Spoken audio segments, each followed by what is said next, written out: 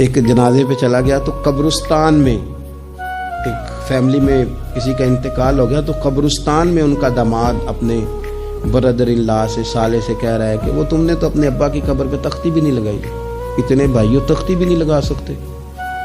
وہ کہنے لگا بھائی جان بس وہ مصروفیت رہی ہے، قبر تو پکی کرا دی تھی تو بس تھوڑے دنوں میں لگوا دیتے۔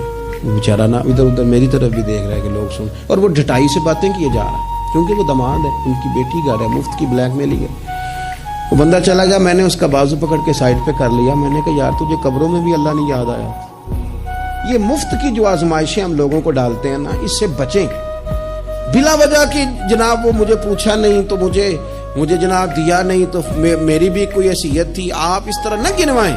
ان سے چیزیں چھلکتی ہیں، ان سے محسوس ہوتا ہے کہ آپ چھوٹے آدمی، اس سے محسوس ہوتا ہے کہ ہم کمزور پڑ گئے، ہم نے کس بنیاد پر لوگوں کو لوٹنا اور تاڑنا اور لتاڑنا شروع کر دیا۔ انسان ہوتا ہے، اور وہ جب ان چیزوں سے نکل جاتا ہے نا تو محسوس ہوتا ہے کہ وہ بندہ بڑا آدمی ہے کہ جو نہ اسے کوئی یہ پرواہ ہے کہ مجھے کوئی بٹھائے کہاں پہ، نہ اسے کوئی یہ ٹینشن ہے کہ کوئی یہ۔ میں نے دیکھا ہے بعض بڑے لوگ ان چیزوں سے ویسے نکل جاتے ہیں۔